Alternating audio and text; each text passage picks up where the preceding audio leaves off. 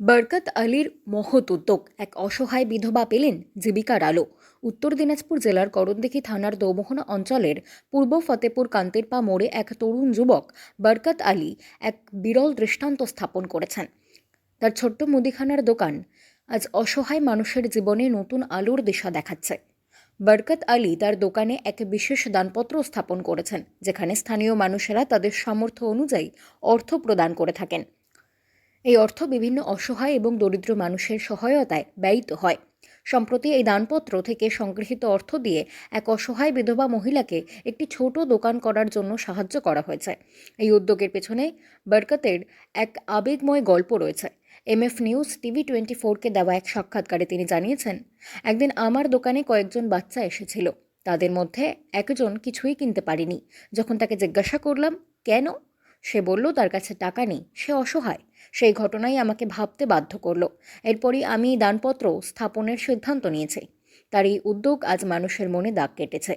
যারা এই দোকানের পাশে রয়েছেন তারা স্বেচ্ছায় এই দানপত্রে অর্থ দিয়ে মানুষের পাশে দাঁড়ানোর সুযোগ নিচ্ছেন।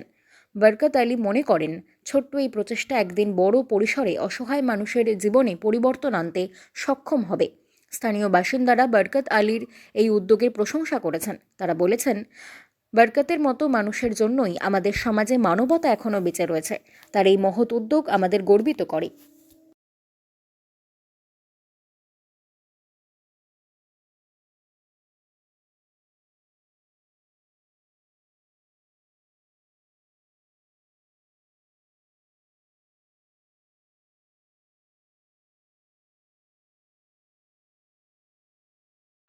দাদা, মানুষের পাশে দাঁড়াতে হলে সেই ছোট উদ্যোগ থেকেও মানুষের পাশে দাঁড়ানো যায়।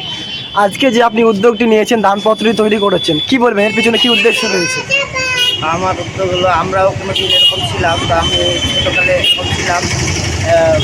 খুব কষ্টতে মানুষ আছে, ওগুলো দেখে আমি চাইলাম কি যাদের মানে বাবা মা মারা যায়, তারা কী কষ্টে থাকে, তো তাদের পাশে দাঁড়ালে কীরকম লাগে, ওই জন্য আমি এই ছোটো ছোটো শিশুগুলোর পাশে আজকে দাঁড়াতে চাইছি কি তারা যেন এখান থেকে আগামী মাসে আবার অন্য শিশুদেরকে, পরের মাসে আবার অন্য শিশুদেরকে আমি দিব। খুব ভালো লাগছে, খুব ভালো, বলবেন। খুব ভালো। যারা দান করতে চায় আমি বলবো কি তারাও নেকি পাবে, আর তাদের সাথে সাথে আমিও নেকি পাবো। আল্লাহ তাদেরকেও নেকি দিবে। তারা যদি 100 নেকি পায় তো আমি 100 পাবো। ওই জন্য আমি চাইছি কি তারা দান করুন। এর পিছনে মূল কারণ কি, কোথা থেকে এই আশা হলো? এই আশাটা, একদিনকা আমার দোকানে 5টা ছোটো ছোটো শিশু এসেছিলো মুর্শিদাবাদে। এসে ওদের 4 জন মানে বাজার করলো। বাজার করার পর একজনকে বলছি, আরে ভাই তুই কেন বাজার করলি না? তো ও বলছে কি আমার বাবাও নাই মাও নাই। ওই দিন থেকে আমি এই উদ্যোগটা নিয়েছি। আচ্ছা, আশেপাশের লোকজনকে কি বলবেন আপনি? খুব ভালো বলবো, ধন্যবাদ।